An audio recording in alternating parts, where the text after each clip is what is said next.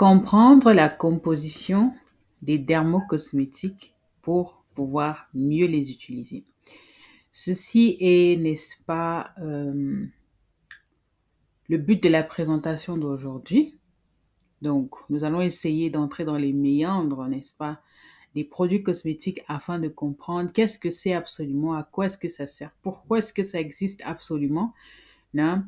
Et on va pas se mentir, au 21e siècle, donc en 2024, les produits cosmétiques font partie intégrante de notre quotidien. Limite, on ne peut plus s'en passer. Et pour certains ou certaines, cela est même devenu une nécessité plutôt qu'un accessoire. Pour ceux qui ne me connaissent pas, qui atterrissent sur la chaîne pour la première fois, chose qui m'étonnerait si vous devenez membre, n'est-ce pas? Et bon, petit rappel de routine, ça ne fait de mal à personne. Je suis Grace, n'est-ce pas? Grace Jankou. Je suis une femme, je pense que ça se voit, hein? Une femme avec son propre vécu, une femme avec, n'est-ce pas, ses propres expériences, une femme avec, voilà, ses propres, c'est comment dire, c'est son vécu tout simplement. Dans la vraie vie, moi, je suis assistante médicale, avec un background en cardiologie. L'une de mes branches médicales favorites, mais aussi en neurologie. J'ai également travaillé en naturopathie. Le quality management, ça me connaît, et pour ceux qui ont déjà compris ma démarche, vous savez un peu. Sustainability sur le long terme, donc les vérifications, les comptes, contrôler, voilà, c'est un peu mon truc. Donc voilà, le quality management, ça me parle.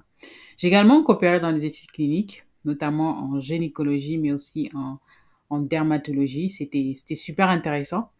Voilà, comment dire, mes domaines ou alors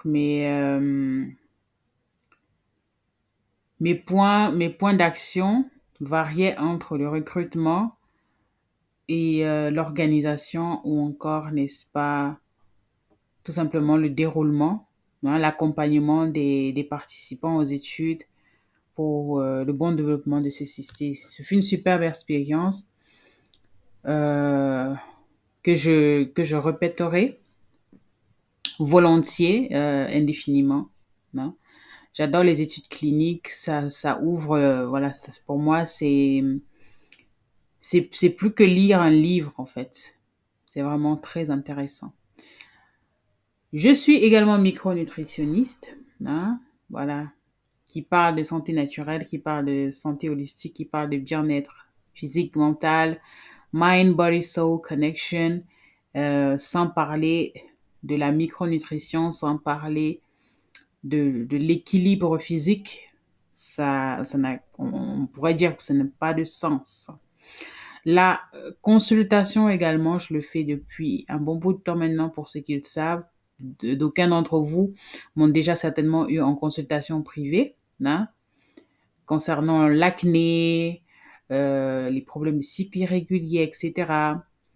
En tout cas, si vous tombez sur cette présentation, n'hésitez pas à me faire un petit coucou en commentaire, hein, histoire de mettre les autres au parfum.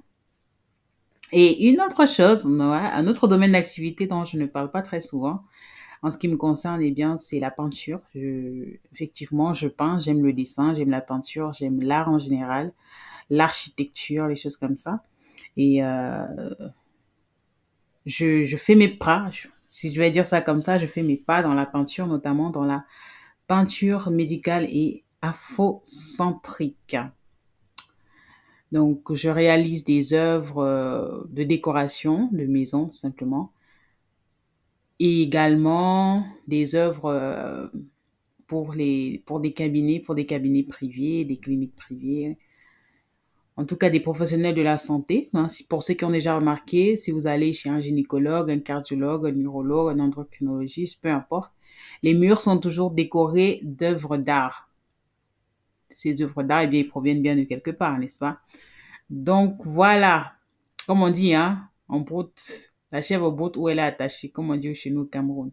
Donc c'est d'où m'est venue cette idée-là de, comment dire, de spécifier mon art dans l'art, dans le médical, quoi. Parce que j'y suis déjà et j'ai remarqué cela autour de moi, que voilà, dans quasi toutes les structures où je vais, il y a toujours des œuvres d'art qui décorent les murs.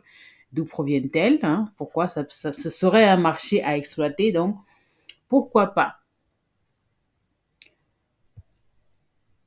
Oh, quelle est la mission? La mission de Eat Pretty with Grace, la mission de cette chaîne, la mission de ce canal, la mission de mon engagement sur Internet, la mission de vous rabâcher les oreilles tous les jours à longueur de journée en vous disant prenez soin de vous, ne faites pas ci, ne faites pas ça, bien que certaines personnes pourraient croire que je suis en train de vouloir les materner ou quoi. Ça n'a absolument rien à voir. Mais bon, notre mission, c'est bien l'autonomisation, hein, de notre santé. Je m'inclus dans la personnification, mais aussi de notre beauté et de notre bien-être. Pourquoi l'autonomisation? Eh bien, parce que vu mes pas dans la médecine, mais aussi au vu de mes expériences personnelles, j'ai, voilà, des difficultés que j'ai eues de santé, des difficultés de santé que j'ai eues, mais aussi avec ma peau. Pour ceux qui regardent mes vidéos depuis le début, ou même, je dirais, voilà, 2 ans, 3 ans par là, vous savez que ma peau ne ressemblait absolument pas à ce qu'elle est aujourd'hui, hein. Donc, ça m'a valu, j'ai dû faire beaucoup d'efforts, j'ai dû mettre énormément de choses en place, j'ai dû dépenser, voilà, j'ai dû mobiliser des ressources, qu'elles soient financières, matérielles, intellectuelles, énergétiques, temporelles. J'ai dû modifier, mobiliser autant pour moi énormément de ressources et ça a fini par payer. Et à partir du moment où j'ai commencé à voir certains résultats, je me suis rendu compte que, eh bien, j'ai quand même dépensé beaucoup, beaucoup, beaucoup, beaucoup de ressources pour rien, il faut le dire, parce qu'au final, j'ai pu, dirais-je, hacker, n'est-ce pas, le système et en tirer profit, savoir ce qu'il faut faire exactement, ce qu'il ne faut pas faire. Et donc, j'aurais aimé, hein, j'aurais aimé que quelqu'un me donne ces informations-là que j'ai aujourd'hui. J'aurais aimé que quelqu'un me les partage à cette époque-là où je trimais. J'aurais aimé que quelqu'un m'explique, que quelqu'un me dise, que quelqu'un me guide, tu vois, et non de me laisser comme ça pivoter d'un point à un autre en passant par les influenceurs, les marques, les publicités mensongères, les marques de produits, les X, les Y. Le bien-être, tout simplement parce que lorsqu'on se sent bien dans sa peau, voilà, on se sent bien dans sa tête, et bien forcément, euh, la vie autour de nous, notre expérience, l'expérience qu'on va vivre autour de nous ne peut être que meilleure. Et pourquoi est-ce que la santé vient en premier plan? Parce que tout simplement, si vous n'êtes pas en bonne santé, eh bien, il y a, il y a pas, il y a pas de miracle qui va s'opérer au niveau de votre beauté. Je suis de ceux-là qui pensent que la beauté, ça vient d'abord de l'intérieur et ça va venir de l'intérieur comment? De par un organisme en bonne santé. Donc, prenez soin de vous. Euh, Restez en bonne santé, faites tout pour rester en bonne santé. Si vous êtes malade, cherchez à vous soigner, cherchez à aller mieux. Et vous allez voir, vous allez constater que vous n'aurez pas besoin de donner des pieds, comment on dit, des pieds de la main, des pieds de la tête, pour que tout simplement vous rayonnez de l'extérieur. Donc, moi, je mets vraiment un gros focus sur la santé, l'équilibre mental, l'équilibre physique, n'est-ce pas? Et l'esthétique, la beauté de la peau extérieure ne sera qu'un complément. Ça va suivre automatiquement. Et il faut implémenter certains mécanismes, il faut mettre certaines choses en place pour que votre corps, justement, hein, suive le coup tout seul. D'où le terme autonomisation. Ça, c'est vraiment le mot-clé dans l'histoire, l'autonomisation. Vous n'aurez pas besoin, n'est-ce pas, d'être tout le temps au taquet. Bon, tout le temps au taquet, j'ai envie de mettre ça entre guillemets. Mais je veux dire, vous allez mettre des choses en place, n'est-ce pas? Vous allez implémenter une batterie de choses en amont. Et lorsque votre corps va commencer à suivre le train, eh bien, il va tout simplement rouler, n'est-ce pas? Et de temps en temps, vous allez, voilà, lui apporter ce qu'il faut pour qu'il fonctionne à merveille. Donc, on se lance dans le vif du sujet. Voilà. Vous savez que moi, j'aime beaucoup parler, hein, donc une intro de 10 minutes. Waouh! Mais restez scotché parce que ça va être intéressant comme toujours, hein, vous savez. Il faut être décontracté. Hein. On va pas être, on n'est pas à l'école ici, comme j'aime souvent dire. On n'est pas, on n'est pas à l'école ici, donc il faut être relax. On va dire que, on va commencer par les basiques. Hein. Qu'est-ce qu'un dermocosmétique? Dermo qui vient de derme, donc la peau. Cosmétique, je pense que tout le monde sait ce que c'est qu'un cosmétique, n'est-ce pas? Eh bien, selon l'Organisation mondiale de la santé, un dermocosmétique, n'est-ce pas, est un produit qui va venir contribuer au bien-être physique, psychique et social de l'individu de par son action multispectre. Vous vous rappelez, j'ai dit plus haut que the mind-body-soul connection, notamment l'équilibre physique, l'équilibre mental, l'équilibre interne qui va venir se refléter à l'extérieur. Ce n'est peut-être pas dans le même sens que la définition de l'Organisation mondiale de la santé, mais vous voyez bien qu'il y a quelques similitudes au niveau de la définition. Donc, un dermocosmétique n'est pas forcément que quelque chose que voilà, vous appliquez sur votre peau et puis basta. Il a une action, un dermocosmétique a des actions variées et vraiment diverses. Et une fois que vous aurez compris pourquoi et comment utiliser les dermocosmétiques, vous allez en tirer le maximum de profit, croyez-moi. Pourquoi utiliser les dermocosmétiques? Eh bien, pour prévenir des affections cutanées, n'est-ce pas? Pour prévenir, on va parler de la sécheresse cutanée, par exemple, pour ceux qui ont des difficultés avec leur peau, qui ont des maladies de la peau particulières comme du psoriasis, de l'eczéma, qui sont sujettes, n'est-ce pas, à certaines maladies de la peau, eh bien, implémenter les choses en amont, utiliser certains produits en amont va venir tout simplement remédier ou alors empêcher que ces maux-là apparaissent ou n'empirent si c'est déjà présent. Donc, en prévention. Un dermocosmétique peut avoir également une action d'apaisement, mais aussi de soulagement.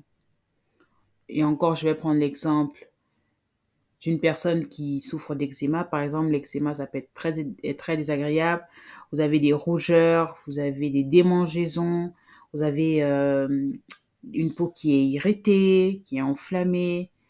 Et donc, un dermocosmétique peut venir remédier à ces maux-là. Réparateur épidermique, hein, qui se rattache à la notion d'apaisement et de soulagement.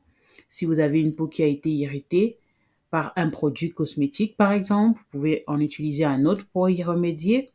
Si vous avez une peau qui a été détruite par exemple, une longue exposition au soleil, que vous soyez une personne mélaninée ou pas, le soleil affecte toutes les peaux à des degrés différents, mais voilà, parce que je pense qu'il y a un mythe qui dit que les peaux noires, le soleil n'affecte pas du tout les peaux noires. Les personnes qui ont beaucoup de mélanine peuvent s'exposer indéfiniment, continuellement au soleil sans conséquence, chose qui n'est pas tout à fait vraie. Si vous scrollez un peu sur Internet, vous allez voir des témoignages de personnes qui ont été brûlées, limite au 2e degré, par le soleil, lors de leurs vacances en, je sais pas, en Malaisie ou Thaïlande ou whatever. Donc, faites attention à vous.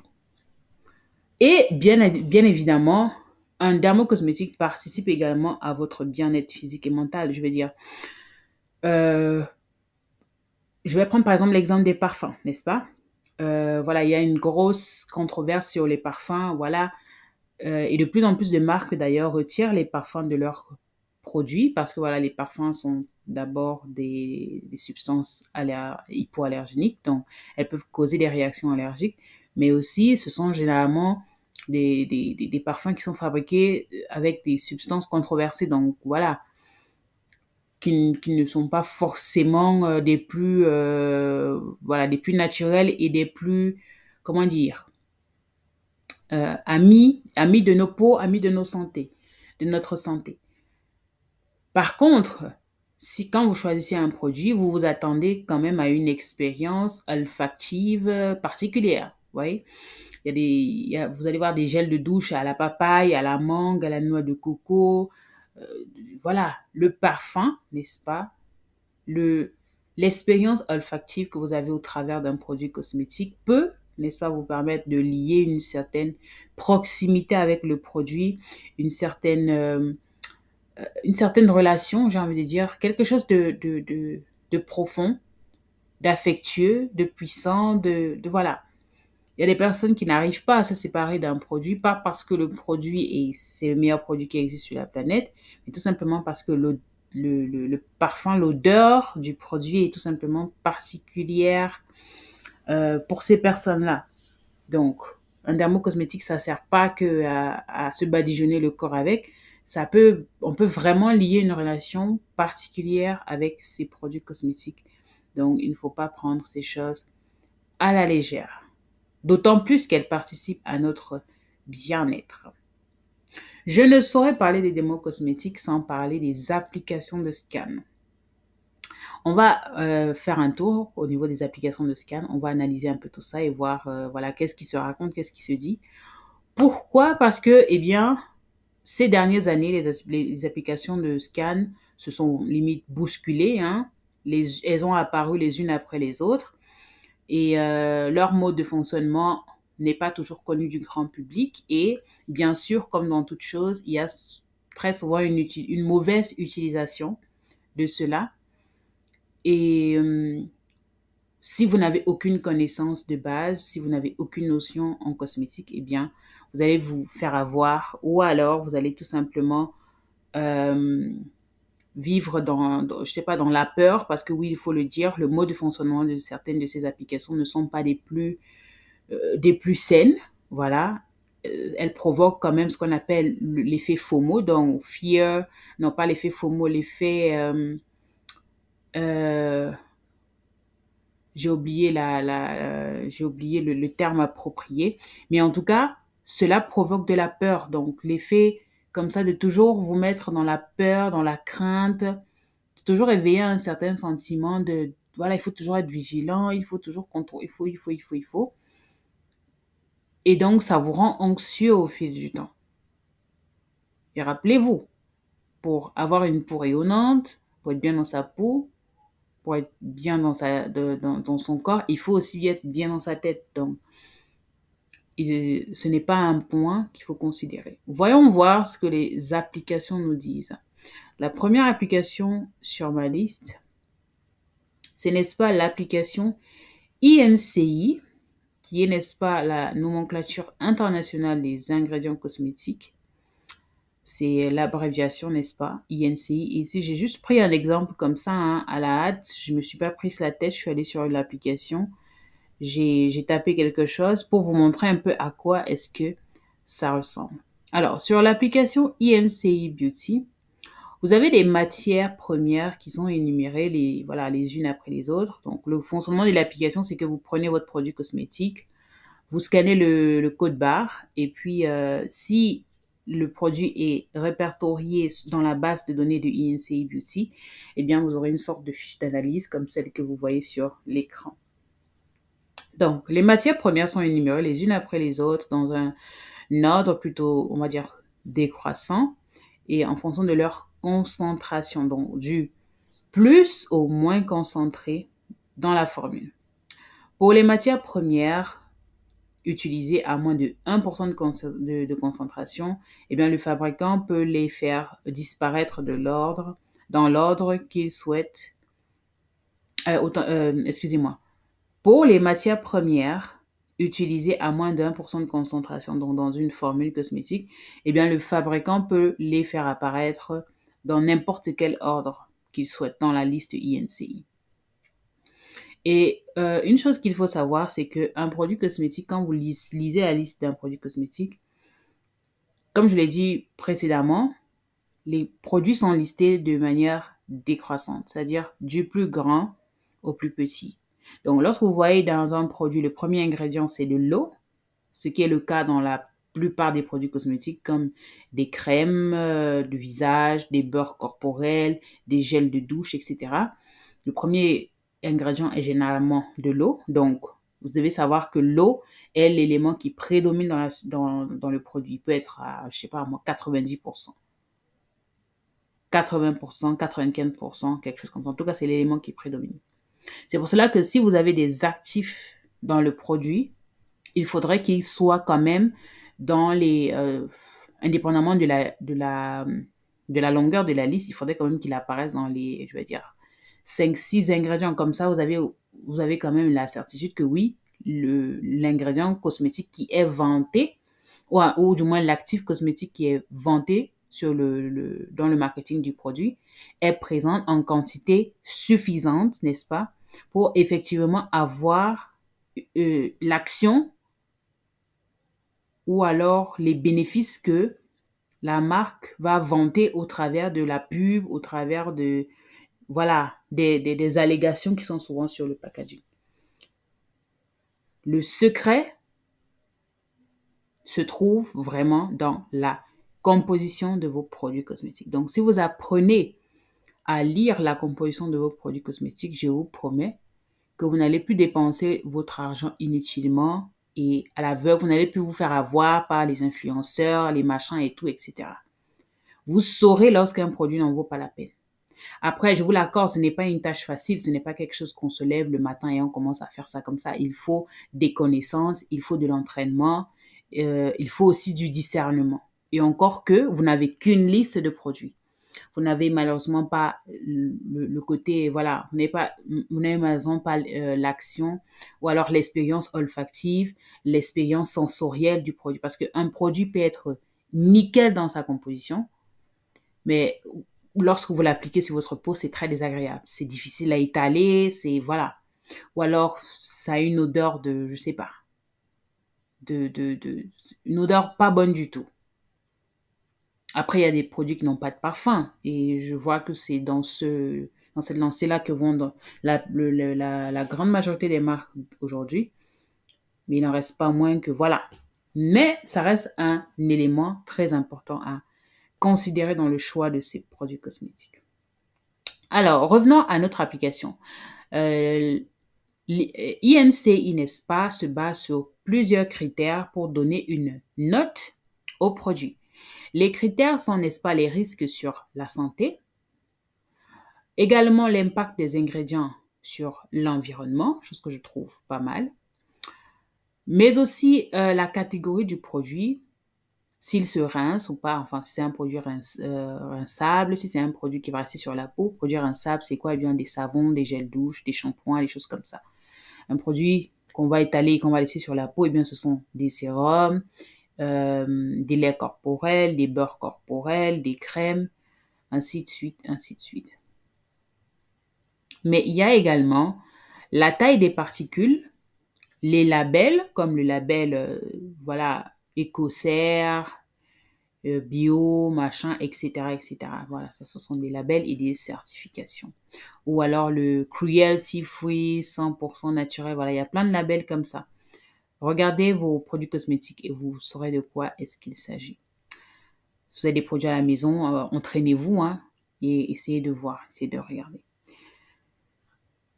Et parfois aussi, les explications sur le caractère risqué d'un ingrédient ne sont pas fournies par l'application INCI. C'est l'un des, j'ai envie de dire, c'est l'un des gros problèmes. Car j'ai testé cette application-là sur beaucoup de produits. Et à une époque, j'ai limite envie de dire, c'est une confession que je vous fais. J'étais limite accro, n'est-ce pas, aux applications de scan. Je ne pouvais pas acheter un produit cosmétique sans le scanner. Jusqu'à ce que je me rende compte que, eh bien, peut-être que c'est pas la bonne méthode, tu vois. C'est-à-dire que tu scannes un produit aujourd'hui, l'application te donne une note de, je sais pas, 18 sur 20.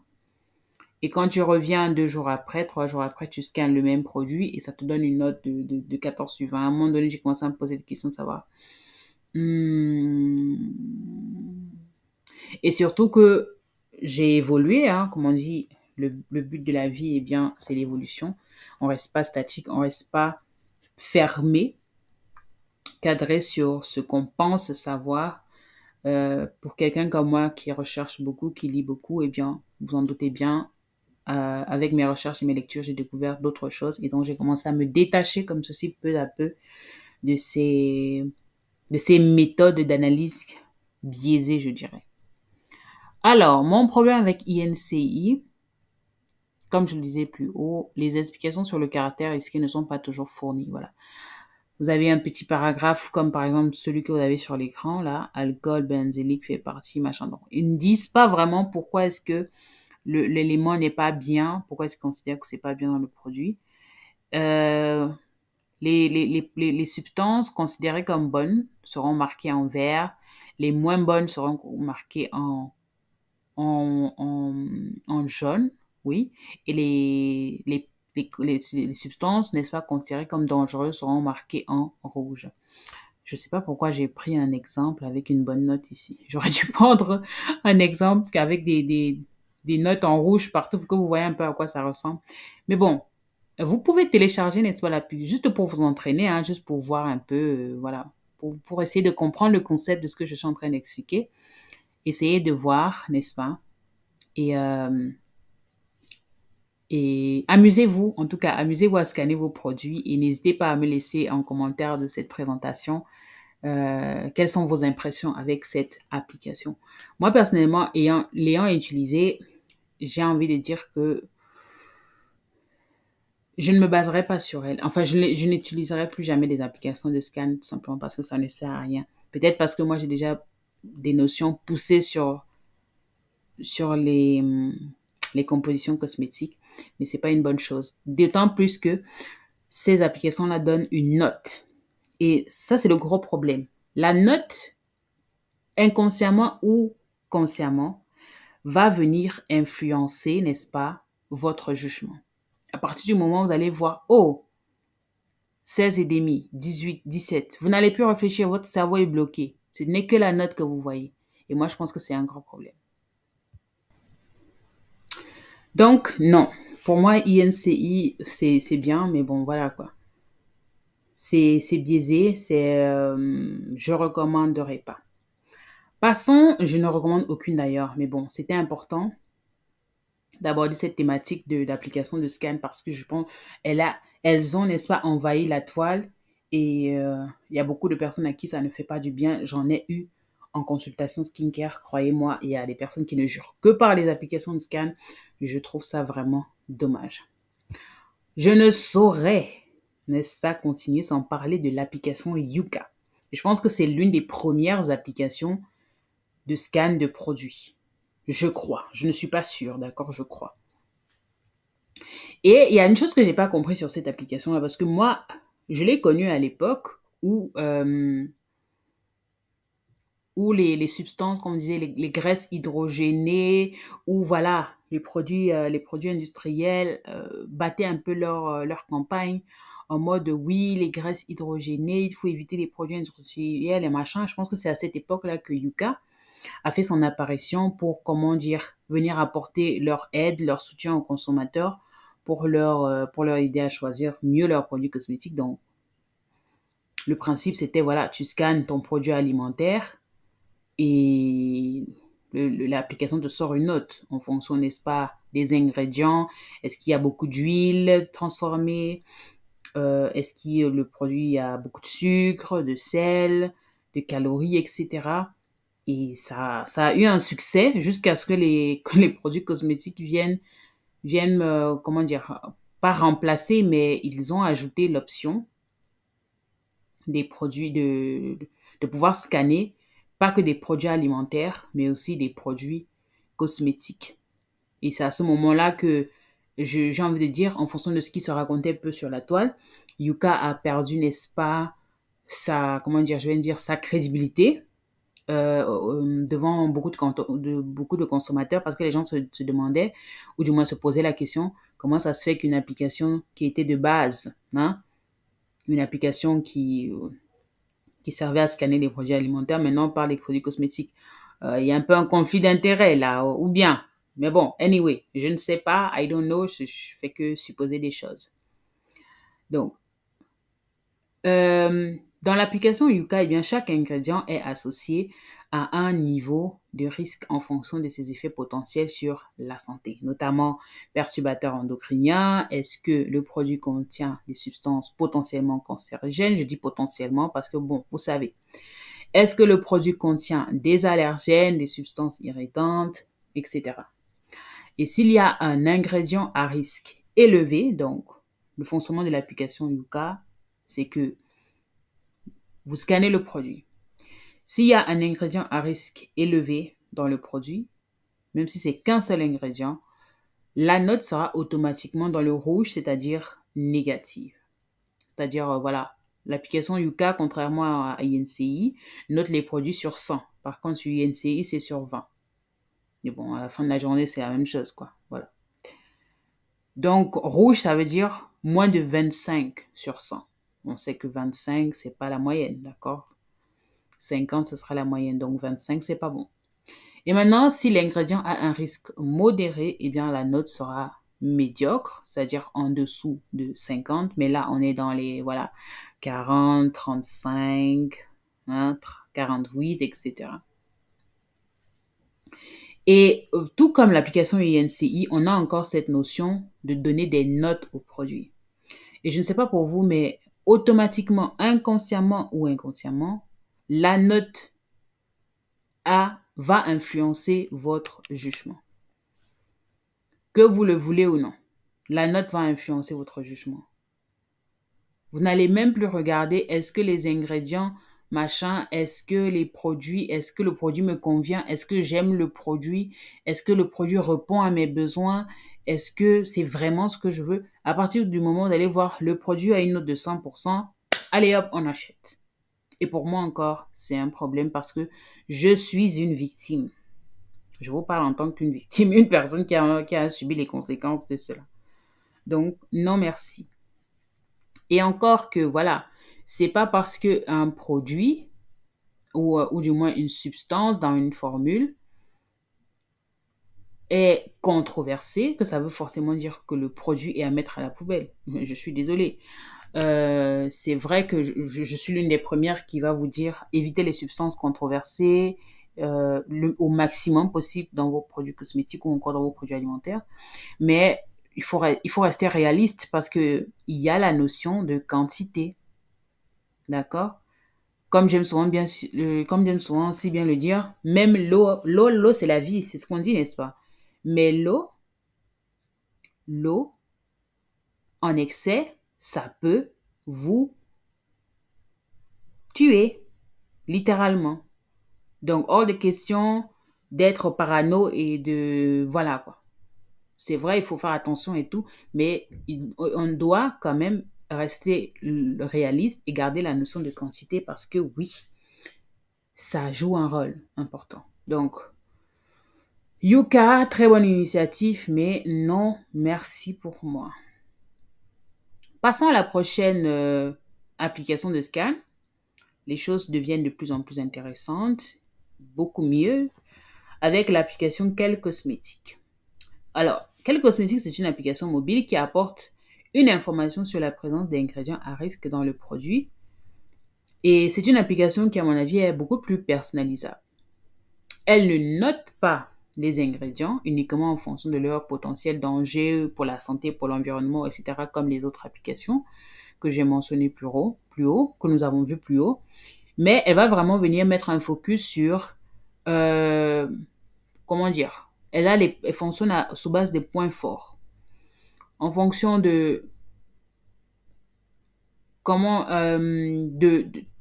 comment est-ce que les ingrédients peuvent affecter différents groupes de personnes, notamment les petits-enfants, les femmes enceintes, les adolescents, les adultes, hein, essayer d'indiquer un peu un risque classifiés de A jusqu'à D, donc A étant le plus safe et D étant celui-là qui, voilà, risque plutôt significatif. Il faut faire attention, red flag. Moi, je trouve déjà ça pas mal, mais vraiment pas mal, parce que déjà, la notion de note est bannie, donc cela nous permet de penser plutôt que de se laisser influencer par une note en fonction du produit. Et vous savez tous que, et ça c'est valable pour beaucoup de choses, non? Il y a des substances que lorsque exposées à un adulte ou à un enfant, il y aura pas, enfin ce sera pas du tout le même effet, la même manifestation. Pas parce que le produit est hyper toxique pour tout le monde, non, mais tout simplement parce que l'organisme d'un être adulte et l'organisme d'un enfant ne sont pas les mêmes, et donc l'adulte tolère bien mieux la substance à laquelle il va être exposé plutôt qu'un petit enfant. Voyons le cas des femmes enceintes. Les femmes enceintes ne doivent pas utiliser des produits qui contiennent de l'acide salicylique. C'est pas pour dire que l'acide salicylique, dans Ginger, il faut s'en séparer, il faut jamais l'utiliser, il faut les bannir, bien que ce soit des produits controversés et qui, voilà, sont problématiques. On en parlera certainement dans d'autres vidéos. Mais vous voyez bien que il y a une réelle intention derrière. Il y a des produits qui ne sont tout simplement pas destinés à être utilisés par un groupe de personnes parce que leur organisme est beaucoup plus fragile et donc la substance aura un effet, un impact beaucoup plus significatif sur elle plutôt que sur d'autres groupes de personnes. Déjà, pour cela, je trouve que quel cosmétique déjà, c'est pas mal parce que voilà quoi. Ça vous permet déjà de faire des choix beaucoup plus consciencieux en ce qui concerne vos produits cosmétiques. D'autant plus que les marques de produits aujourd'hui, on ne va pas se mentir, elles ne prennent pas vraiment en considération, voilà, laissez tomber. Il y a des substances que je retrouve souvent dans des produits pour bébés que je me demande, mais qu'est-ce que ça fout là en fait? Parce que normalement, cette substance-là, elle n'a rien à faire, strictement rien à faire dans un produit pour enfants. Mais quand même, c'est là, dans un produit pour enfants. Donc, des applications comme ça, je trouve déjà ça pas mal du tout, mais on peut faire mieux. Voyons voir maintenant la prochaine application. Il y en a beaucoup. On a encore, voilà. Prenez patience. C'est important ce qu'on est en train de faire, donc suivez attentivement. Écoutez, ouvrez grand vos oreilles, hein, écoutez et prenez des notes. Il ne faut pas dire que je ne vous avais pas prévenu. La prochaine application, c'est l'application Clean Beauty. Personnellement, c'est une application que j'ai beaucoup utilisée à une époque lorsque je voulais approfondir mes connaissances, notamment sur ce que c'était que les ingrédients cosmétiques. Comment est-ce qu'elles étaient utilisées, etc., etc. Alors, Clean Beauty, c'est une application qui a été développée par le laboratoire Officinea pour décoder les ingrédients cosmétiques. Décoder, déjà, c'est un terme qui est très intéressant pour moi parce que, voilà, ça demande de l'engagement, ça demande une certaine simulation intellectuelle et moi, j'aime ça. Alors, c'est une application qui, je considérerais, c'est pour les experts ou du moins pour les grands curieux, hein, les grands curieux comme moi. Cela indique, n'est-ce pas, la liste des ingrédients controversés et donne un code couleur, n'est-ce pas, au produit. L'application permet d'avoir un descriptif très détaillé sur les ingrédients, car l'application a une base de données scientifiques qui est assez complète, mais qui peut être difficile à comprendre pour certaines personnes. Et le petit hic, donc le petit bémol avec Clean Beauty, c'est que l'application ne donne pas, n'est-ce pas, une vision globale du produit. Donc, elle va juste vous permettre, n'est-ce pas, voilà, de déceler les produits, ou du moins les ingrédients dans la formule, de pouvoir, voilà, les analyser, en savoir plus sur ces substances-là, mais elles ne vont pas forcément faire un lien avec le produit, si vous voyez ce que je veux dire. Et ça peut être un hic, donc pour une personne qui n'a absolument aucune notion en consultation, en formulation et qui a tout simplement besoin de savoir est-ce que ce produit est adapté pour moi, vous allez vous perdre avec Clean Beauty. Pour moi, c'est une application vraiment pour les professionnels, pour les personnes qui ont déjà des connaissances de base en formulation cosmétique ou des personnes qui veulent vraiment, vraiment s'investir dans, n'est-ce pas, la recherche concernant les produits cosmétiques.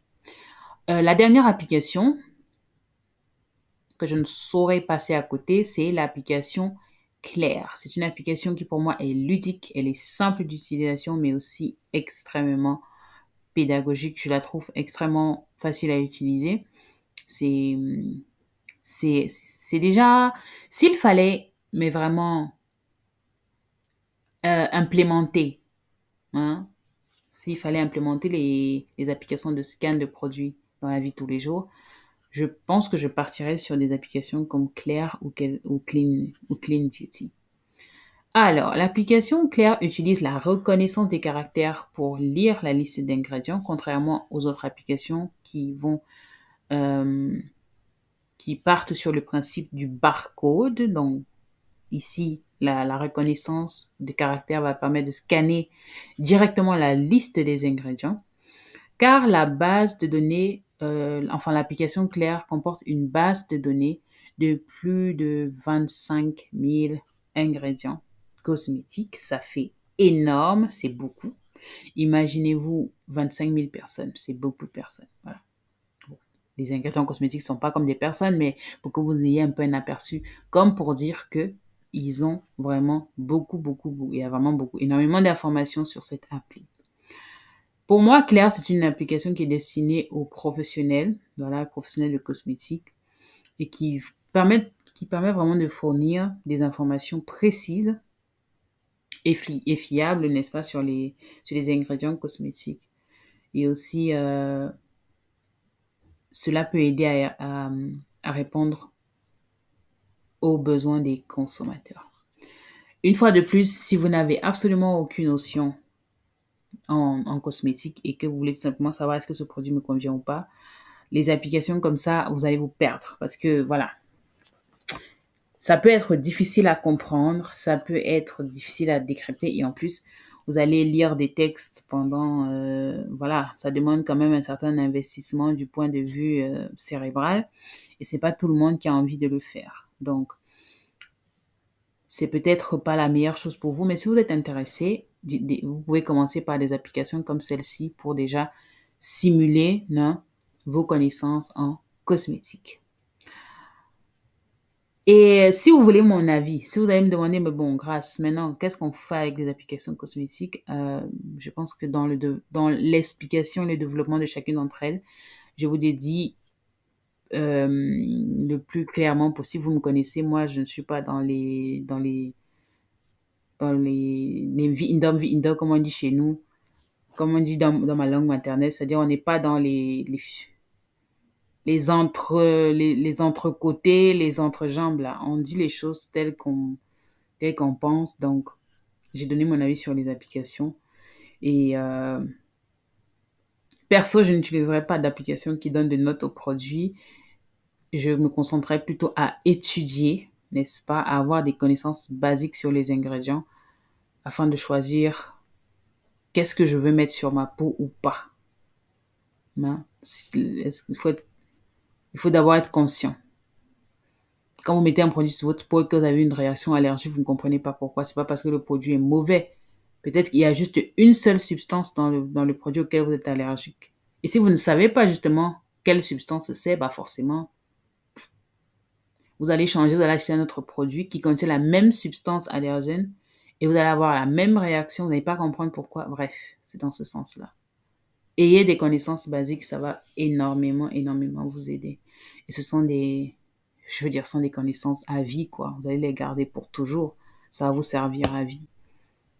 Et surtout, pour vos tout petits, non? Parce que voilà, nous sommes grands, avec nos peaux du là, nos organes qui sont déjà qui sont déjà en train de prendre l'ascendant. Mais il faut protéger les tout petits, il faut protéger les enfants, ceux-là qui n'ont pas forcément, voilà, ils ne savent rien. Si vous ne le faites pas pour vous, faites-le au moins pour votre progéniture, pour les personnes que vous souhaitez protéger et garder, non? Passons maintenant à la réglementation des produits naturels. Quand on dit produit naturel comme ça, il y a des gens qui vont sourire là-bas, derrière leur écran. Oh, produits naturels, on aime les produits naturels, hein. Sauf que, oui, il y a toujours un problème quelque part. Anyway, la plupart du temps, les choses ne sont pas toujours ce qu'on croit qu'elles sont. Je vais vous dire, vous allez comprendre tout de suite. Alors, vous remarquez qu'il y a de plus en plus de marques qui sortent avec les allégations comme naturel, bio, avec des mentions 95% de produits naturels. Il y a des marques comme, je vais même citer quelle marque là. Il y a des marques maintenant qui aiment beaucoup faire ça. Il y a des marques comme, je pense, Garnier. Il y a Garnier qui aime bien faire ça. J'ai remarqué, Garnier aime bien faire ça. Il y a une autre marque là. En tout cas, la plupart des marques, vous voyez, des produits biologiques et tout ça, ça aime bien dire ça, 95% d'ingrédients naturels, 98% d'ingrédients naturels.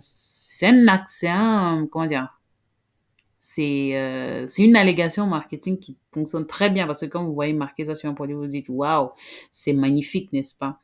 Mais bon, ça veut pas forcément, enfin, ça garantit pas l'efficacité et encore moins, comment dire, le fait que le produit est bien ou pas, hein. Donc, il faut faire attention. Excusez-moi, j'ai eu un hang, comment on dit? J'ai eu un petit... bref, anyway. Donc, never mind. Justement, je vous disais tout à l'heure que le naturel, là, c'est beau, mais il faut faire attention parce qu'il y a des petites... Il y a des petites amalgames toujours, hein, vous savez. Ces gens-là, ils jouent beaucoup avec les mots, donc on doit être prudent. Alors, on dit d'un produit qu'il est naturel, n'est-ce pas, lorsque les ingrédients cosmétiques sont présents dans la nature. Naturel, nature. Présent dans la nature, des produits qui sont... Voilà, c'est pas des trucs qu'on a fabriqués en laboratoire, on a mélangé, on ne sait pas quoi, on a fait des mutations bizarres pour obtenir ces produits. Non, ce sont des produits naturellement présents, issus de la nature, que la nature reconnaît, que la nature peut dégrader parce que la nature le reconnaît ou les reconnaît. Il n'y a eu aucun traitement, aucune modification, aucune manipulation génétique. C'est naturel. C'est ça la définition de naturel. Ensuite, vous allez voir si c'est un produit marqué biologique. Alors, un produit biologique, c'est un produit qui est également naturel, mais qui peut aussi être issu de la biologie. Alors, la biologie ne désigne pas le fait de manipuler des histoires, mais n'est-ce pas, peut-être, oui, manipuler des histoires, mais tout en gardant l'aspect naturel, c'est-à-dire en allant toujours dans le sens où on veut garder au maximum le naturalisme du produit. On ne veut pas le changer, on ne veut pas le rendre en quelque chose qui n'est pas. On veut juste l'améliorer, hein, on veut l'améliorer, on veut garder toute sa concentration, toutes ses valeurs, tout ce qui est bien sur le produit. Donc, on travaille, n'est-ce pas, pour l'embellissement du produit. Donc, c'est pas des produits de synthèse, c'est pas des machins bizarres là. Ensuite, vous avez la mention bio, donc BIO, qui n'est autre qu'un label, non? Voilà, désolée de vous annoncer cela. Bio, ce n'est qu'un label qui signifie biodynamique la plupart du temps. Biodynamique. On abrège bio. Le label bio qui est un label qui se paye. Donc, pour qu'un produit puisse afficher, enfin, pour qu'une marque puisse afficher sur son produit la mention, cette mention-là, un label, il faudrait que le produit ait passé une batterie de tests et ait reçu, n'est-ce pas, la certification de par l'organisme en question. Et donc, vous avez par exemple Ecocer, ou alors les bio, machin, je ne les connais pas toutes, mais voilà. Ce sont des entreprises qui sont là pour faire voilà, des vérifications, des tests, des machins, et ensuite vous allez recevoir votre certification. Après, est-ce que les choses se font toujours dans les règles de l'art? I don't know. Alors, Maintenant, on va passer aux produits. On va comprendre, n'est-ce pas, hein, d'où vient ce fameux besoin, cette différenciation, cette distinction entre naturel, biologique, etc., etc. Eh bien, c'est parce il y a eu beaucoup de scandales alimentaires au fil des ans. Il y a eu beaucoup de scandales alimentaires au fil des ans, notamment la crise du concombre en Europe, celle de 2011. Alors, c'est une crise qui a causé une épidémie gastro-entérite provoquée par la bactérie E. coli, qui a été retrouvée sur des concombres, justement.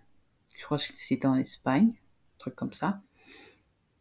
Et donc voilà, il y a eu plein de gens malades. Vous savez ce que c'est qu'une épidémie, hein, ça peut toucher quasi, enfin, le maximum dans la population. Ce n'est pas toujours agréable. La crise sanitaire, ce n'est jamais quelque chose qui est agréable dans un pays. Ça demande beaucoup de ressources, une mobilisation énorme de ressources, que ce soit matérielles, financières, mais aussi humaines, parce que voilà, les médecins, hein, on a besoin de médecins, d'infirmières et tout ça. Je n'ose même pas imaginer à quel point les hôpitaux et les ambulances pouvaient être bondés à cette période-là. Et sans compter le risque de se faire infecter soi-même en tant que personne saine. Parce que voilà, une gastro-entérite, ça peut se refiler très rapidement d'une personne à une autre. Surtout lorsqu'on n'a pas on n'a pas une hygiène impeccable, quoi. Ensuite, on a la fraude à la viande de cheval de 2013, hein. Eh bien, il y a eu des tests qui ont été faits sur des plats cuisinés, surgelés, donc vendus en grande surface, qui avaient des allégations plutôt mensongères comme voilà, je vais prendre un exemple banal, hein, ça ne veut pas forcément dire que c'est de ça que je parle, comme, pardonnez-moi, des lasagnes, d'accord, lasagnes au bœuf, des burgers, machin, qui sont dit être faits avec de la viande de bœuf ou encore de la viande de porc, alors que en fait, c'est la viande de cheval. En soi, il n'y a aucun mal à vendre de la viande de cheval. Je veux dire, je pense que le cheval, ça se mange. Mais de faire passer un produit pour ce qu'il n'est pas, je pense que c'est ça le problème. Et forcément, on ne sait pas comment est-ce que l'animal a été élevé, on ne sait pas comment l'animal a été abattu, conservé, bref. C'est quand même surprenant que l'on fasse des tests sur un produit et qu'on se rend compte que la viande, c'est une autre viande qu'on ne connaît pas, qui n'est pas dans la base des données. Et lorsqu'on fait des tests approfondis, on se rend compte que c'est une toute autre viande. Donc, c'est quand même un marketing mensonger. Et je pense que les consommateurs ont le droit de savoir ce qu'ils mettent dans leur assiette. Et on observe également toujours dans la même année, hein, on a eu les tartes au chocolat des magasins Ikea contaminées aux matières fécales. J'ose même pas imaginer, non, dégueulasse, tout simplement. Après, est-ce que les choses sont mieux de nos jours? Est-ce que on peut affirmer avec certitude justement que au jour d'aujourd'hui, on n'est plus exposé à ce genre de choses? On va savoir. Mais il n'en est pas moins que, eh bien, c'est quand quelqu'un passe à l'abattoir que, voilà, généralement, ça attire l'attention des gens et on se rend compte, on se commence à faire des recherches, on se dit, oui, qu'est-ce qui se passe, qu'est-ce qui se passe, machin. C'est quand même dommage que des choses comme ça arrivent. Entre 2015 et 2018, on a eu, n'est-ce pas, la listeria dans les légumes surgelés, produit par une usine hongroise, je crois. Un autre scandale alimentaire. Et récemment, en 2024, le, un parasite ou alors des parasites mangeuses de chair, hein, dans les crevettes des magasins Aldi, trouvées dans des grandes surfaces, des magasins Aldi. Et moi, je me rappelle à l'époque, franchement, je ne sais plus quand je pense qu'à l'époque, je devais avoir, je sais pas, 13 ans, 12 ans. Il y avait eu ce qu'on appelle la grippe aviaire, c'est-à-dire des, des, des poules qui auraient été infectées, qui étaient infectées. Et donc, les œufs étaient vendus sur les marchés à 10 francs. Bon, 10 francs, le franc, c'est la monnaie en Afrique centrale, ou du moins, oui, en Afrique centrale. Et donc, pour ceux qui sont en Europe, essayez de convertir 10 francs en euros pour vous rendre compte. Après, bon, ça fait pas beaucoup. Ça fait pas beaucoup pour vous. Et à l'époque, un œuf, normalement, c'était vendu quoi? 80 francs, 90 francs. Mais 10 francs, c'était le cadeau. Et après, il y avait toujours des durs qui s'amusaient quand même à en consommer. C'est pour vous dire que avec tous ces scandales alimentaires, il a fallu, n'est-ce pas, qu'il y ait des renforcements au niveau justement de la production des aliments. Il y a des vérifications, il y a des entreprises qui sont, euh, qui sont en exercice pour pouvoir veiller à la sécurité des consommateurs en faisant des vérifications sur place, en allant dans les usines, en contrôlant, voilà, pour s'assurer que effectivement les entreprises, voilà, qui manipulent comme ça nos aliments ci et là, font les choses dans les règles de l'art, car on a bien vu qu'on ne peut pas toujours croire les certifications, les labels, encore moins les mentions sur les packaging des produits. Parce que voilà, de toutes les façons, ça reste du marketing et l'entreprise peut y écrire un peu tout et n'importe quoi. Passons maintenant à la notion de perturbateur endocrinien parce que voilà, ça se raconte beaucoup au jour d'aujourd'hui sur les produits cosmétiques. Donc, quand on parle de produits cosmétiques, voilà. Quand on parle produits cosmétiques, justement, on ne saurait passer à côté de la notion de perturbateur endocrinien. Mais ici, il faut bien faire la différence entre une activité hormonale et un perturbateur endocrinien. C'est pas la même chose. C'est pas comparable. Ça va dans la même, comment dire, dans la même direction, mais c'est pas tout à fait la même chose. Encore une fois, il ne s'agirait pas d'être paranoïaque, d'accord? Rappelez-vous, même l'eau à l'excès nuit. Alors, les perturbateurs endocriniens, ce sont des substances chimiques d'origine naturelle ou artificielle, étrangères à l'organisme. Elles vont venir, n'est-ce pas, interférer avec le fonctionnement du système endocrinien. Je vous ai mis là, n'est-ce pas, tout ce qui, comment dire, concerne le système endocrinien. Vous avez l'hypothalamus, l'hypophyse, enfin les organes, hein, thyroïde, parathyroïde, les glandes surrénales, le pancréas, les ovaires chez la femme et les testicules chez les hommes. Tout ceci, hein, constitue ce qu'on appelle le système endocrinien. Et je vous ai mis là supplément les hormones qui sont produites par ces par ces différents organes. Et voilà la source, n'est-ce pas? Vous pouvez aller vérifier, je n'invente rien. Tout ceci constitue donc notre système endocrinien. Alors, ces substances-là, donc les PE, hein, si vous m'entendez dire PE plus tard dans la vidéo, il s'agit de perturbateurs endocriniens. Les PE peuvent induire des effets néfastes dans l'organisme d'un individu. Et ce sont les allégations, n'est-ce pas, de l'OMS, donc l'Organisation mondiale de la santé, en 2002.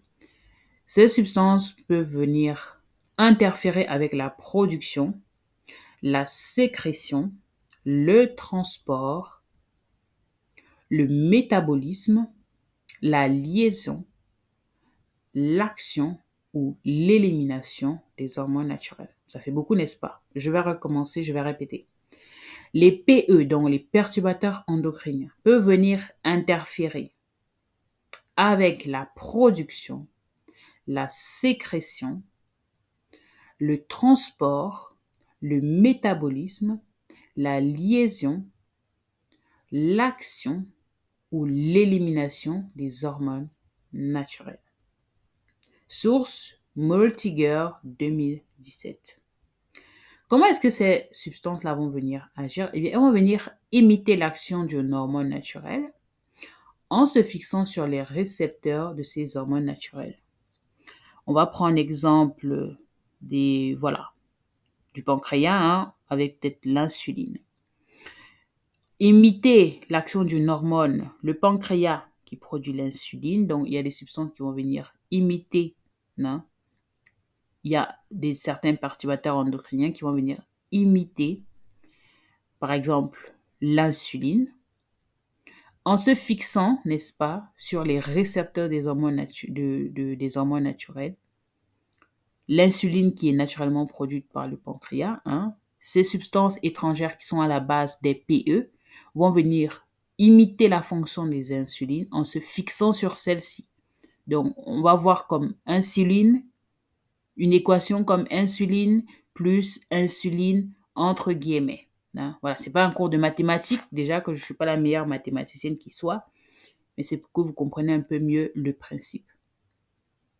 Les PE, hein, vont venir bloquer le mécanisme de la production ou de la régulation des hormones ou encore de ces récepteurs en modifiant ainsi la concentration des hormones présentes dans l'organisme. Donc, en gros, c'est un composé, une substance qui va venir, qui à la base peut être tout et n'importe quoi. Je vous mettrai la liste des perturbateurs endocriniens suspectés en barre de description pour que vous puissiez avoir un aperçu, n'est-ce pas? Donc, c'est une substance, on va prendre l'exemple des parabènes ou du BHT, par exemple, qui a été banni dans plusieurs pays d'Europe d'ailleurs, qui va venir, n'est-ce pas, se fixer, par exemple, sur, on va prendre un autre exemple, sur, on va prendre quoi? Sur la thyroxine, par exemple, on va prendre un exemple comme ça. Va créer une thyroxine, mais qui n'est pas la thyroxine produite par le corps, hein? Va mimer en fait l'action de cette thyroxine-là, augmenter sa dose dans l'organisme, diminuer sa dose ou modifier son mode de fonctionnement naturel. Et c'est dangereux parce que les hormones, n'est-ce pas, sont des récepteurs chimiques. Ils émettent, ils transmettent, ils conduisent une information d'un point A à un point B ou d'un point A à un point A, B, C, D, Y. Les cellules s'échangent comme ça continuellement des informations entre elles et les hormones sont justement des connecteurs, des connecteurs ou encore des récepteurs chimiques. Et donc, lorsqu'une information n'est pas émise, transmise, interprétée, produite, enregistrée, stockée normalement, eh bien forcément, le corps ne va pas fonctionner normalement. Et c'est là qu'apparaissent les nombreuses manifestations extérieures et intérieures que l'on peut observer. On va parler de maladies, on va parler de dysfonctionnement d'organes, on va parler d'excroissance, on va parler de toutes ces maladies qui naissent de nos jours, de tous ces inconforts physiques. J'espère qu'avec ce débrief, vous avez compris à peu près ou alors très bien qu'est-ce que c'est que les perturbateurs endocriniens et pourquoi vaudrait mieux les réduire considérablement dans notre environnement. D'accord. Le mode d'action des perturbateurs endocriniens, eh bien, comme je l'ai déjà répété plusieurs fois dans cette vidéo, vous allez, pour certains, ils vont se dire, elle nous rabâche les oreilles, mais je le fais consciemment. Je ne fais que dire, même l'eau à l'excès de nuit, c'est pour vous rappeler la notion de dosage, la notion de quantité. Tout à l'excès de nuit. Si vous mangez beaucoup de légumes, vous allez irriter vos intestins. Parce que certains légumes contiennent la lectine. Vous savez ce que ça fait la lectine dans le corps? Pour ceux qui ont une sensibilité intestinale, il arrive bien que les légumes soient bien. Hein? On dit d'ailleurs on conseille d'ailleurs de manger des légumes pour faciliter le transit, pour améliorer sa santé digestive, etc. Mais les personnes qui ont une sensibilité digestive et qui sont allergiques aux lectines ne consomment pas de légumes. Donc, c'est pour vous dire que c'est pas parce que quelque chose est bien qu'il faut en consommer un excès et c'est pas parce que quelque chose est dit mauvais ou bien a la réputation d'être mauvais qu'il faut forcément être paranoïaque vis-à-vis de cet élément-là. Comment est-ce que les PE agissent? Donc, PE mis pour perturbateurs endocriniens. Il y a la notion de dose. Et si on veut revenir à nos produits cosmétiques, on va comprendre que effectivement, il y a des produits cosmétiques qui contiennent justement des perturbateurs endocriniens, dits perturbateurs endocriniens suspectés, ou même des substances controversées. Mais la question qu'il faut se poser effectivement, c'est pas bien d'avoir des substances dérangeantes dans les produits, mais la question qu'il faut également se poser, c'est à quelle quantité est-ce que ces substances sont dans les produits.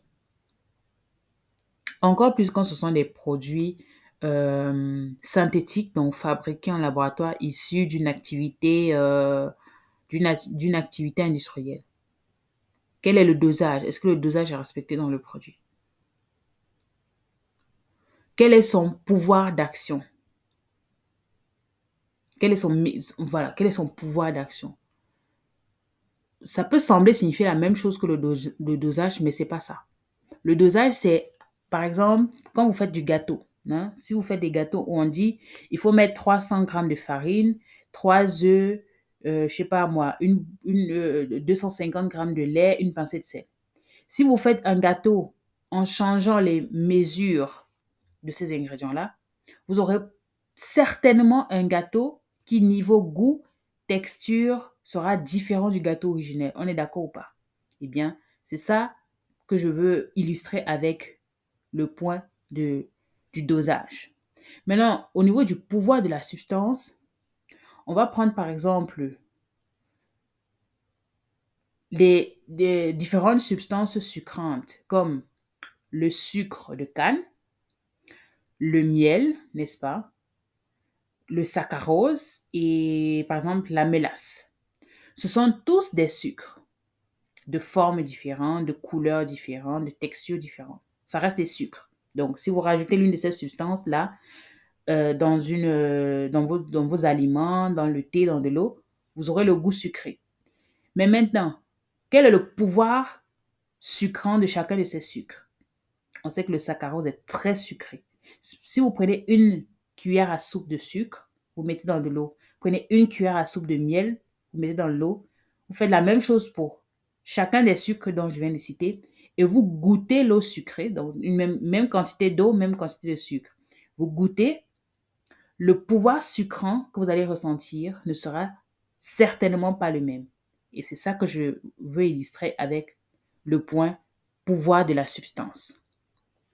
C'est que chaque ingrédient a un pouvoir d'action qu'il faut prendre en considération lors de la composition ou alors de la formulation cosmétique. Ainsi, on a le seuil de tolérance parce qu'il y a des produits il y a des substances qui ne doivent pas être ajoutées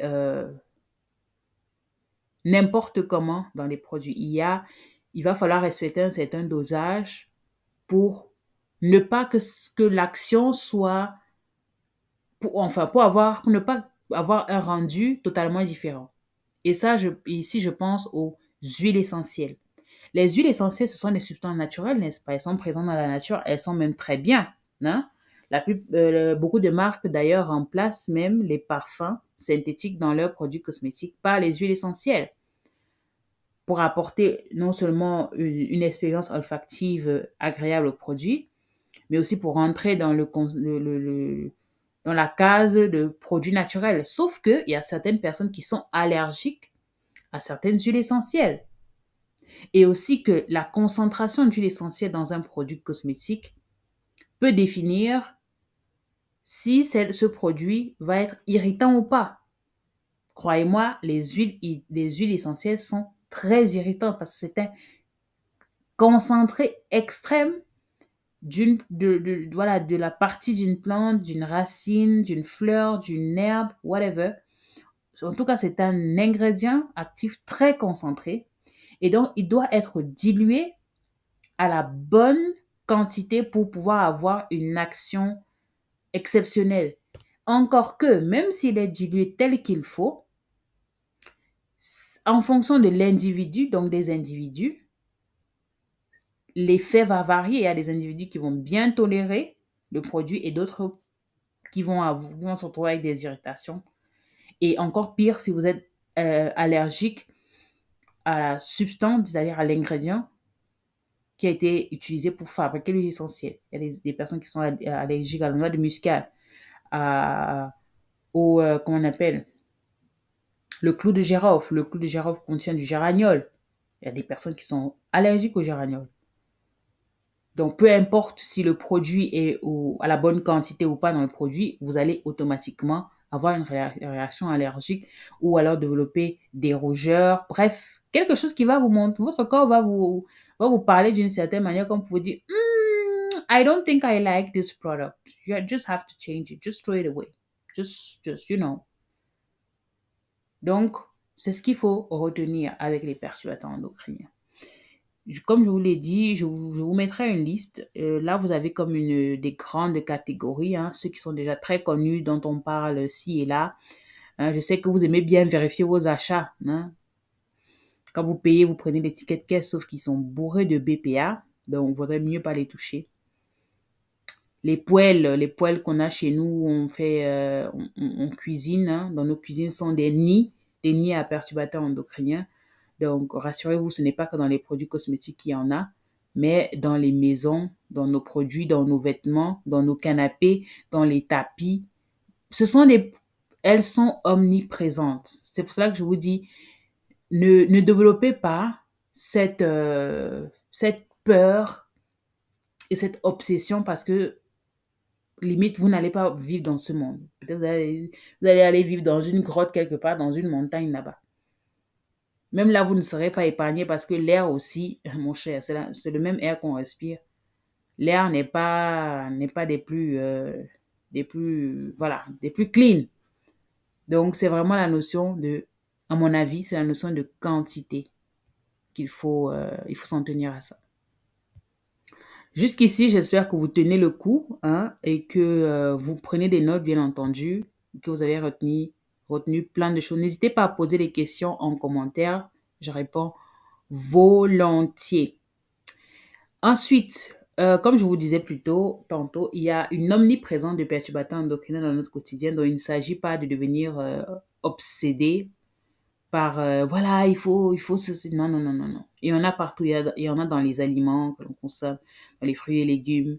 Pour les grands consommateurs de vin comme moi, il y en a dans du vin, dans le café du matin. Il y a des personnes qui sont des junkies du café, ils ne peuvent pas commencer leur journée sans café. Eh bien, il y a il y en a dedans, dans la bière, dans le thé. Donc, ne vous prenez pas trop la tête avec ça. Oh, what is happening here? Je sais pas ce que je suis allée cliquer sur mon ordi. Bon, voilà, on est là maintenant. Ensuite, on va clôturer. On va clôturer en beauté, tout simplement. C'est exceptionnel que vous ayez tenu jusqu'ici. Je vous remercie.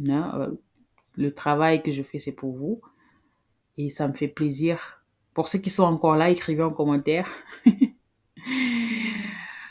Ce qu'il faut savoir sur les cosmétiques et leur mode d'emploi. Un petit récapitulatif vite fait, on va se prendre la tête. Les pourcentages de tests qui sont sur les produits, vous avez peut-être déjà remarqué sur certains sérums, certaines crèmes, on met là,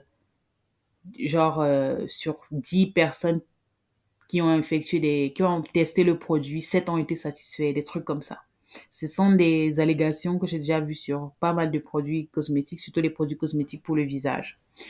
Comment vous dire que cela n'est pas un indicateur de l'efficacité du produit ou quoi que ce soit. Donc, ne vous prenez pas la tête avec ça. Considérez juste que c'est une astuce marketing, c'est quelque chose, voilà. Dites-vous que les marques usent de tous les stratagèmes possibles au jour d'aujourd'hui pour rendre leurs produits, leurs marques crédibles, mais surtout vendre. L'objectif principal, c'est de vendre. On n'en a rien à faire de comment est-ce qu'on va procéder. À la fin, il faut vendre. Donc, ne vous prenez pas trop la tête avec ces allégations parce que la plupart d'entre elles sont biaisées, donc fausses, ou du moins truqué, parce que voilà, vous n'avez aucune chance de vérifier cela et ces tests-là sont faits par les entreprises elles-mêmes et les personnes, voilà, que l'on va inclure dans les tests, très souvent, ce sont des personnes qui sont rémunérées, que ce soit de manière, matérielle ou immatérielle. C'est-à-dire, je veux dire, moi, si on vient me prendre un jour, on me dit, voilà, on va te faire tester un produit et à la fin, tu vas nous donner une revue, machin. Déjà que j'ai un produit gratuit, d'accord? J'ai une gamme, on m'offre une gamme de produits gratuits. Et si vous êtes familier avec les influenceurs ou alors les créateurs UGC aujourd'hui, vous savez que c'est ce que beaucoup de personnes font. Les marques les envoient les produits, elles testent et elles donnent des avis comme ça subjectifs en incitant d'autres d'aller acheter. La plupart du temps, ces personnes-là n'ont même pas utilisé les produits sur une durée considérable pour pouvoir vraiment affirmer que oui, voilà, c'est ce produit-là qui me donne cet effet-là. Donc, c'est juste une astuce marketing. Ne vous prenez pas la tête avec ça. Une deuxième chose que j'aimerais aborder vite fait, c'est voyez les produits cosmétiques comme des allées de votre bien-être et non comme une identité de votre beauté. Je le dis pourquoi? Parce que les produits cosmétiques font partie intégrante de notre quotidien aujourd'hui. Elles occupent une très grande place dans notre quotidien. Mais la mauvaise utilisation de ceux-ci peuvent non seulement affecter votre physique. Moi, il y a quelques années, j'ai fait une grosse réaction allergique. J'ai été brûlée par des produits, c'est-à-dire ma peau. J'aurais dû vous mettre une photo peut-être, mais je pense que j'ai déjà fait une vidéo dessus. Oui, j'ai fait une vidéo dessus et elle est sur ma chaîne. Je vais retrouver le lien et je mettrai cette vidéo en bas de description. Vous allez voir comment ma peau était brûlée. J'ai développé des boutons, ça démangeait, ça faisait mal, c'était désagréable à cause de l'utilisation abusive des produits. Parce que je voulais avoir une belle peau, éliminer les boutons, les taches, machin. Et vous savez à quel point c'est douloureux lorsque vous pensez déjà voir le bout du tunnel et que comme ça, pouf, d'un coup, vous avez l'impression que vous retournez à la case départ. Une femme qui n'est pas bien dans sa peau, vous savez, on perd confiance en soi, on n'est pas bien dans... Voilà, on n'est pas bien du tout. Donc, protégez votre santé, protégez votre bien-être au-delà de tout. Les produits cosmétiques, votre esthétique physique ne doit pas vous définir. Et croyez-moi que si vous trouvez les bonnes méthodes, si vous trouvez les bons produits, si vous adaptez les bonnes, faites les choses comme il faut, vous allez avoir le résultat que moi j'ai aujourd'hui. Voyez-moi sur cette présentation, j'ai pas de fond de teint, j'ai pas de maquillage, voilà, j'ai juste hydraté ma peau. Au jour d'aujourd'hui, je peux marcher dans la rue sans maquillage, je me sens bien. Voilà, un peu de, voilà, je veux dire, je ne suis plus obsédée par faire des full make-up. Avant, c'était plus pour cacher les imperfections. Aujourd'hui, c'est beaucoup plus parce que voilà, le maquillage, ça a aussi son rôle à jouer. Non? On en parlera certainement dans d'autres vidéos. Mais j'ai plus ce besoin-là forcément de me cacher derrière du maquillage parce que je me sens bien dans ma peau. Donc, je pense qu'avant tout, c'est cette notion-là qu'il faut garder pour ne pas devenir limite parano, pas parano, mais obsédé par les cosmétiques. Et oui, beaucoup ne le savent pas, mais comme les yaourts, les produits cosmétiques ont aussi une durée de vie. Donc, vérifiez vos packaging. Vous allez voir, c'est généralement marqué sur le packaging en encre noire la date de péremption. La plupart des produits, comme les sérums, par exemple, ont une durée de vie, je crois, de 6 mois. La plupart des sérums, c'est 6 mois. Quand on va dans la catégorie gel douche, crème de corps, ça peut aller jusqu'à 1 an ou 2 ans. Mais je pense pas qu'il y a un produit cosmétique qui... Plus de 2 ans, je pense pas qu'il y a des produits cosmétiques. Les crèmes solaires, je pense que c'est généralement une année. Hein. C'est un cycle. Et après, c'est plus valable. Donc, vérifiez la composition de vos produits cosmétiques, enfin, la date de péremption de vos produits cosmétiques, parce que cela pourrait être la raison pour laquelle vous développez des réactions cutanées. Hein. Vous pensez que c'est peut-être le produit qui n'est plus efficace ou alors les ingrédients toxiques, comme les gens aiment souvent bien utiliser ce terme à outrance là, alors que c'est juste votre produit qui est périmé. Donc, vérifiez les packaging. J'aimerais également parler pour clôturer de l'effet cocktail. L'effet cocktail peut vraiment ruiner ta routine. L'effet cocktail, c'est quand tu utilises énormément de produits cosmétiques, chose qui est le cas de beaucoup de personnes aujourd'hui. Tu utilises, 5 sérums, 4 brumes, 5 lotions toniques, 2 crèmes de visage, une crème pour les yeux, une crème pour les lèvres, une crème pour les sourcils, une crème. Trop, trop, trop de produits. Cette société est devenue une société de surconsommation, mais laisse tomber. Sauf que c'est pas que ton argent que tu dépenses, mais tu risques aussi de mettre ta peau à l'épreuve de l'effet cocktail. L'effet cocktail, c'est quoi? C'est quand des substances qui, de base, séparées, n'ont pas un effet toxique ou néfaste sur la peau, mais une fois mises ensemble, créent un mélange explosif destructeur. Pas seulement pour ta barrière cutanée, mais aussi pour ta santé. C'est ça l'effet cocktail. Donc, c'est bien beau d'appliquer beaucoup de sérum sur le visage, hein, les routines à 15 000 produits là. C'est bien beau, mais vous vous mettez peut-être en danger. Surtout lorsque les produits que vous utilisez ne sont pas des produits de la même gamme. Parce que je pars quand même du principe que les produits de la même gamme contiennent la plupart du temps les mêmes ingrédients. Et donc, elles se complémentent en quelque sorte. Ou alors, ils se complémentent, les produits. Sauf que vous allez utiliser un savon de la marque, je sais pas moi, Eucerin, un sérum de chez Garnier, une lotion tonique de chez La Roche-Posay, une crème hydratante de chez Aven, la crème solaire de, je sais pas, Skin 104, je sais pas comment vous appelez vos marques là. Bref, mélangez comme ça des produits cosmétiques qui n'ont absolument rien à voir les uns les autres. Mettez tout ça sur votre peau. Vous risquez l'effet cocktail.